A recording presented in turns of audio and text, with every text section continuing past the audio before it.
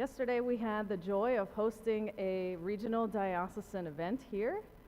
We called it the first annual homecoming conference, and it was a half day all devoted to end-of-life planning, and I saw some of you there. Thank you for coming.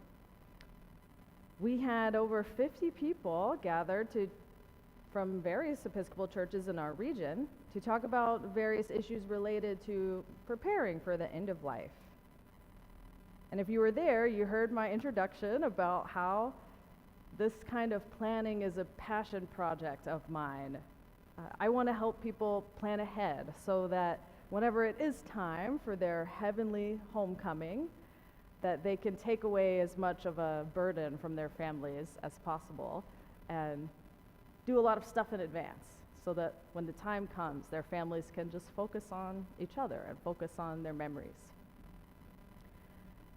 In fact, my own family members tease me and call me the angel of death because I talk about this annoyingly frequently.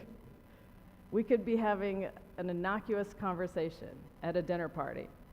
People will start sharing stories about what their family did over the weekend or some funny thing that happened at work. But when I was a hospital chaplain, I was a strange dinner guest because when I had a work story to tell, the odds were very high that I would end my story by saying something like, "And that's why you should talk to your family about your medical wishes. You should write them down." So I was a cheery person to have at a party. When we Christians are at our best, we are people of hope, people of resurrection.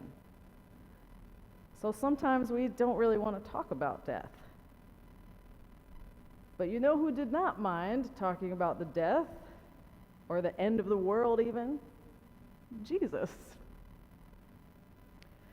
He often spoke about hope, and he embodied victory over death on that very first Easter morning. But he also didn't shy away from talking about the end of things, the end of life, the end of the world as we know it. He also seems to work in some commentary on death or the apocalypse into normal conversations.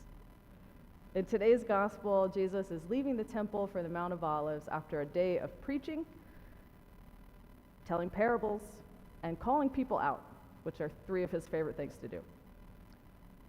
And as Jesus and his disciples are leaving the temple to head to the Mount of Olives, one of the disciples looks back at the temple and the city and says, "Look, teacher, what large stones, what large buildings."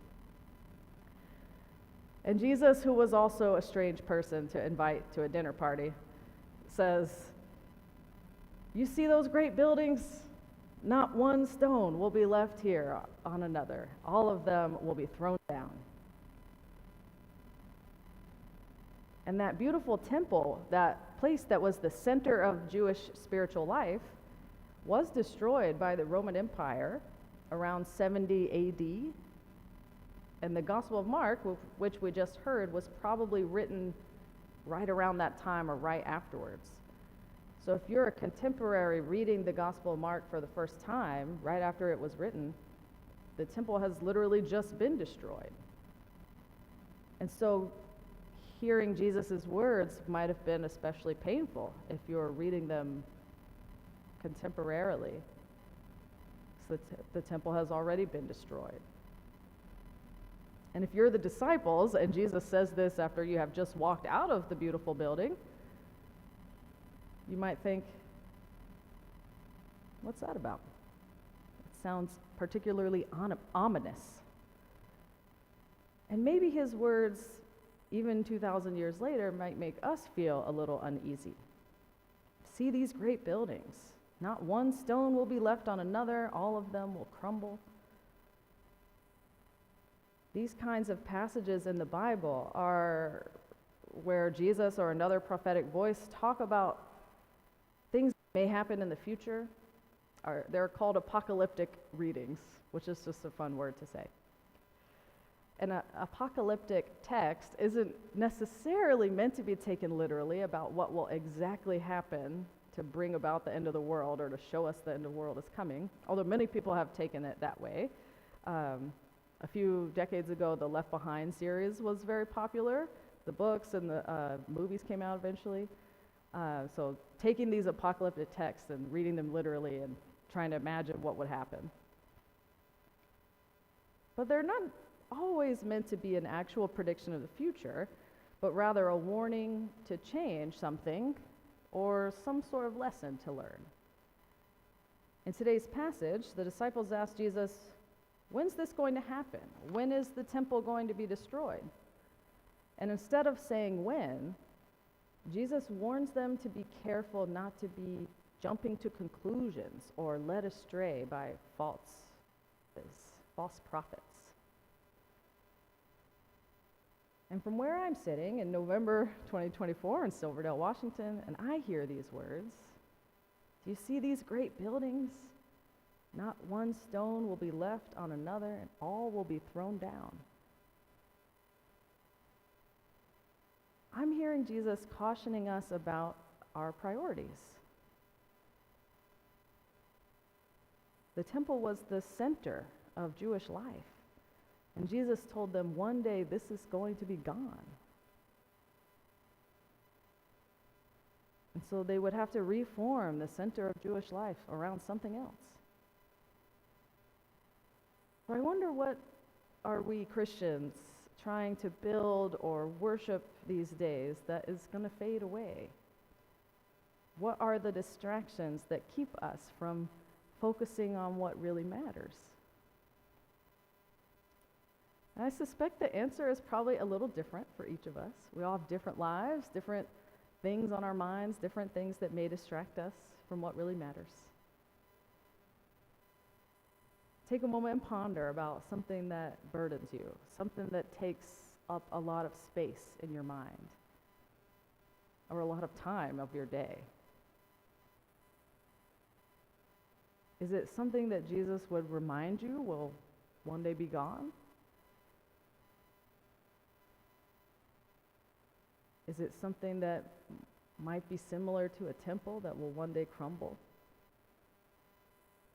Or thinking about all of our discussions yesterday, is it something that will still be important when you have arrived at the end of your life? Will you be glad you spent that amount of time or focus or money or emotions on this particular thing? And if not, I wonder if it's time to let it go. What about as an institution, as St. Anthony's or as the wider Episcopal Church? Statistics keep telling us that the Christendom of the 1950s is gone and not coming back. A temple that is crumbled away. But our institutions, I think, are constantly trying to fit ourselves back into that mold and try to recreate those days.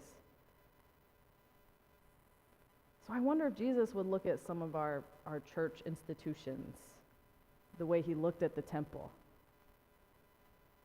Would he look at what we spend our time doing, or the structures we build, or the institutions we have created, and say, one day these are going to pass away. One day this temple will crumble. And if so, what should we focus on instead? In a way, Jesus is trying to do his own end-of-life planning workshop in this passage for the same reason we did ours yesterday, to help us get ready, to help us ask important questions, to help us focus on what really matters. Look, teacher, what large stones and what large buildings. What is the equivalent for you in your life? What's the equivalent for us as a community? What's the equivalent for the wider church? Do you see these great buildings? Not one stone will be left on another. So I wonder, how can we focus on things that really matter? Where can we turn our attention to things that will last? What are those things? How can we better care for those who will come after us?